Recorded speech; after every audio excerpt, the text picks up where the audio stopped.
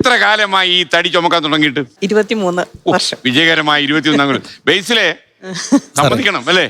ഞാന് ശരിക്കും പറഞ്ഞു നിങ്ങൾ പ്രണയമല്ലായിരുന്നോ? അല്ല അല്ല അല്ല അല്ല, എനിക്ക് ഭാഗ്യം കിട്ടിയില്ല. അല്ല, അന്ന് എനിക്ക് വേറെ പ്രണയം ഉണ്ടായിരുന്നു. ഞാൻ ഇവളെ കല്യാണം കഴിക്കുന്ന സമയത്ത് എനിക്ക് വേറെ ഒരു ലൈൻ ഉണ്ടായിരുന്നു. സ്ട്രോങ് ലൈൻ ആയിരുന്നു. ഞാൻ ഇപ്പൊ മോനവിടെ ഇരിപ്പുണ്ട്, അവൻ എല്ലാം കേൾക്കുന്നുണ്ട്. ഞാനത് ഈയിടെ റിപ്പയർ ചെയ്ത് കൊടുത്തു. ഒന്നിച്ചാക്കിയോ? റെഡിയാക്കി, നന്നായി. അന്ന് എനിക്ക് ഞാനൊരു മെഡിക്കൽ ഡയഗ്നോസ്റ്റിക്സ് എങ്ങനെ വളച്ചെടുത്തു? അത്രയും തടി ഉണ്ടായിരുന്നു.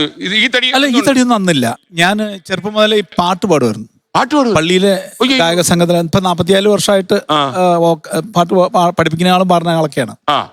അപ്പോ ഈ പെൺപിള്ളേർക്ക് ഈ പാട്ടൊക്കെ കേൾക്കുമ്പോ നമ്മളോട് ചെറിയ അനുരാഗം. പാട്ട് പാടുന്നുണ്ട് പെൺപിള്ളേർക്ക് താല്പര്യമുണ്ട്. ഈ കൊച്ചു വീണില്ലേ? എന്നിട്ട് അപ്പൊ അന്ന് ഞാനപ്പോ കൊയറിൽ പിള്ളേര് കുറെ പിള്ളേർ പഠിക്കണോണ്ടൊക്കെ പല സ്ഥലത്തുനിന്നും ഉണ്ടാവും. ഞാൻ LF-ല് അന്ന് എന്റെ കമ്പനിയുടെ ക്രിസ്മസ് ഗിഫ്റ്റ് കൊടുക്കാൻ വേണ്ടി ചെന്നപ്പോ അവിടുത്തെ സിസ്റ്റർ, മൈക്രോബയോളജിയിലെ സിസ്റ്റർ അവിടെ ലീവാ. അപ്പൊ ഞാൻ ചോദിച്ചു വേറെ ആരെങ്കിലും ഉണ്ടെങ്കിൽ ഒന്ന് വിളിക്കാവോ എന്ന് ചോദിച്ചു. അപ്പൊ കക്ഷി നമ്മുടെ പ്രായം എത്ര? 28 വയസ്സ്. അന്നേരം ഇദ്ദേഹം വന്നപ്പോ ഞാൻ ഗിഫ്റ്റ് കൊടുത്തു.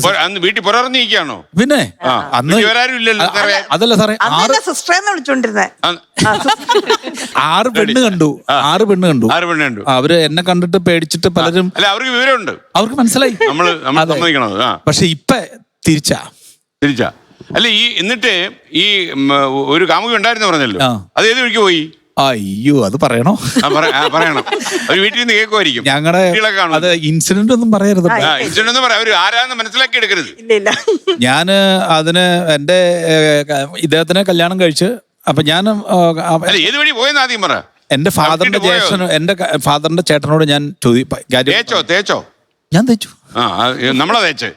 അല്ല, ഫാദറിന്റെ ജ്യേഷ്ഠൻ പറഞ്ഞു, നീ ചുമ്മാ പോയി കല്യാണം കഴിക്കരുത്, അടുത്ത തലമുറേനെ നോക്കിയിട്ട് കല്യാണം കഴിക്കണം എന്ന് പറഞ്ഞു. കാശ് അങ്ങനെയല്ല, കുടുംബം അങ്ങനെ നിബന്ധന ലിസ്റ്റും കിട്ടും. നമ്മളെ ടൂറൊക്കെ പോകുമ്പോ ലിസ്റ്റ് ഇടൂലെന്ന് പറഞ്ഞു. അപ്പൊ ഞാൻ നോക്കിയപ്പോ കൊള്ളാം.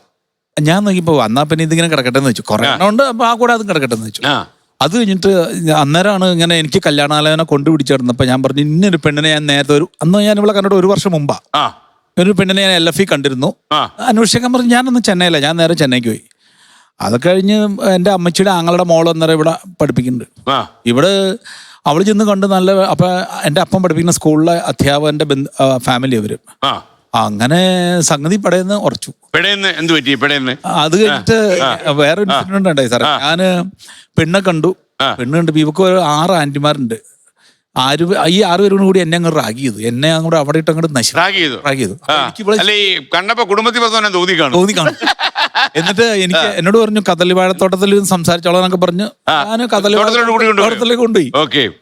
ഞാൻ അമ്മച്ചിയോട് ഒരു ദിവസം ലീവ് എടുത്തിരുന്ന അമ്മച്ചിയോട് പറഞ്ഞു. അന്ന് ഞാൻ ചെന്നൈയിലായിരുന്നോണ്ട് ഈ അവിടെ ഇങ്ങനെ വട്ടത്തിൽ കൊടുക്കണം ഉണ്ടാണല്ലോ, അണ്ടർവെയറൊക്കെ ആ ചെന്നൈ സ്റ്റൈലാ.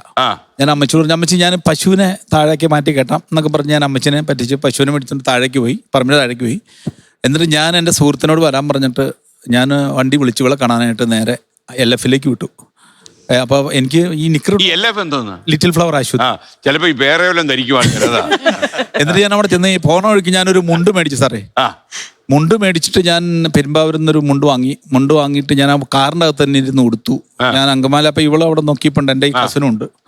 ഞാൻ അവനോട് പറഞ്ഞാ നീ വണ്ടിയൊക്കെ മാറ്റിയിട്ടാരാന്ന് പറഞ്ഞിട്ട് ഞാൻ ഈ പുതിയ കസവ് മുണ്ടൊക്കെ കൊടുത്ത് വണ്ടിയിൽ നിന്ന് ഇറങ്ങി മറ്റേ ഈ വണ്ടി ക്രോസ് ചെയ്യാറുള്ളൂ. അപ്പൊ ഞാൻ ജസ്റ്റ് ഒന്ന് ഇരുന്ന നമ്മുടെ റാംജി റാവു സ്പീക്കിംഗ് പറ്റുമല്ലോ, എന്റെ മുണ്ട് അഴിഞ്ഞു പോയി അങ്കമാലി ടൗണിൽ വെച്ച്. ഈ പുള്ളി അവിടെ ഇന്ന് കണ്ടോണ്ടിരിക്കുക സംഭവം. എനിക്ക് ആദ്യം അത് മനസ്സിലായില്ല. ജംഗ്ഷനിൽ വെച്ച് ഞാൻ അന്ന് കുടഞ്ഞിട്ട് കൊടുത്ത് അവിടെ ചെന്നു. എനിക്ക് ഏറ്റവും സങ്കടം സാറേ, ഞാൻ അന്ന് ആ നാണം മറയ്ക്കാൻ വേണ്ടി അല്ലെങ്കിൽ ആ ചമ്മൽ മാറ്റാൻ വേണ്ടി ആ ഓപ്പോസിറ്റ് കണ്ട ഫ്രൂട്ട്സ് കടയിൽ നിന്ന് ഒരു പാക്കറ്റ് ആപ്പിൾ വാങ്ങി. അന്ന് ഈ ആപ്പിൾ ആദ്യമായിട്ട് ഈ നെറ്റിലൊക്കെ വന്ന കാലഘട്ടമായിരുന്നു. ഞാൻ 360 രൂപയ്ക്ക് 1 കിലോ ആപ്പിൾ അന്ന് വാങ്ങി. ഇവള് അതേ ആപ്പിൾ 80 രൂപയ്ക്ക് മേടിച്ചിട്ട് എനിക്ക് തരാൻ ഇതേ സെയിം സാധനം അവിടെ മേടിച്ചു വെച്ചേക്കുക. ഈ ഇദ്ദേഹത്തിനെ കണ്ടപ്പോഴേ എന്താ തോന്നിയെന്ന് ഉള്ള കാര്യം പറയാമോ? തോന്നൽ നവീകരിക്കരുത്. അല്ല, എനിക്ക് ആദ്യം കുറെ ഗിഫ്റ്റ് എന്റെ കയ്യിലേക്ക് തന്നെ. പിന്നെ എന്റെ സിസ്റ്ററെന്ന് വിളിച്ചു. ഞാൻ ചേച്ചി പുള്ളി കല്യാണമൊക്കെ കഴിച്ചതായിരിക്കും എന്ന് ഓർത്തു. ഇഷ്ടപ്പെട്ടായിരുന്നു. പിന്നെ ഒരു 5-8 മാസം പിന്നെ ആ മറ്റേ കേസ് പറഞ്ഞായിരുന്നു, മറ്റേ പഴയൊരു കേസ്. അതൊന്നും പറഞ്ഞു. പിന്നീട് അവളെ പറഞ്ഞ പിന്നെ എപ്പോഴാ ഇത് അറിഞ്ഞത്? പിന്നെ ഇത് കല്യാണം കഴിഞ്ഞപ്പോ എന്നോട് ഈ കഥ പറഞ്ഞു. അപ്പൊ ഞാൻ പറഞ്ഞു ഫസ്റ്റ് ഡേ തന്നെ പറഞ്ഞോ? അന്നും പറഞ്ഞില്ല. അപ്പൊ ഞാൻ പറഞ്ഞു ഇത് കുറച്ച് നാള് കഴിഞ്ഞപ്പോ പറഞ്ഞപ്പോ ഞാൻ പറഞ്ഞു ഇപ്പൊ എവിടെ എന്തോ പറഞ്ഞു ഓർമ്മിച്ച്. ഞാനിങ്ങനെ ഈ LF തന്നെ കിടക്കണ്ടായിരുന്നു. ചേട്ടാ ബൈസ്റ്റാൻഡർ ആയിട്ട് അവിടെ കണ്ട് നിന്നപ്പോ ഇവിടെ വെച്ച് എനിക്കൊരു പ്രണയമൊക്കെ വന്നു എന്ന്. എന്നിട്ട് അപ്പൊ ഞാൻ പറഞ്ഞു ഇപ്പൊ നമുക്ക് ഇനി ഒന്ന് അന്വേഷിച്ചു പോയാലോ എന്ന് പറഞ്ഞു. ഇവിടെ ഒന്നുമല്ല, കാസർഗോഡ് അവിടെ കണ്ട വളരെ ദൂരെ അല്ലേ? എന്നിട്ട് ഞാനും ചേട്ടൻ കൂടിയും പോയി. രണ്ടുപേരുടെ പോയി.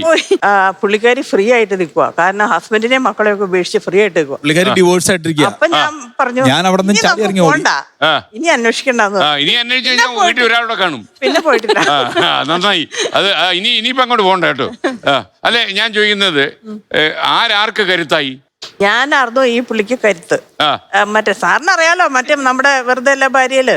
അത് കഴിഞ്ഞിട്ട് ഈ പുള്ളി പിന്നെ തടി പിന്നെ 40 കിലോ കൂട്ടി. അപ്പൊ ഞാൻ അപ്പൊ പിന്നിലുള്ള 185 അപ്പൊ ഈ പിന്നിലുള്ള സ്ത്രീനെ കാണാണ്ടായി. അപ്പൊ ഞാൻ പിന്നില് നിക്കുവല്ലേ, കാണത്തില്ല. 85 ആയപ്പോ കാണാണ്ടായി. അറിയത്തില്ല. പിന്നെ 50 കിലോ കുറച്ചൊക്കെ എന്നെ കുറച്ചൊക്കെ കാണാൻ പറ്റുന്നുണ്ട്. പോലീസ് അങ്ങനെ വീട്ടിൽ കയറി വന്ന് ഇറങ്ങി ഓടാൻ കപ്പാസിറ്റി ഉണ്ടോ ഇപ്പോഴും? നാക്കിന്റെ ബലം കൊണ്ട് അതിനെയൊക്കെ പിടിച്ചു ചേർത്ത് ഏത് പോലീസ് അതേ ഉള്ളല്ലേ?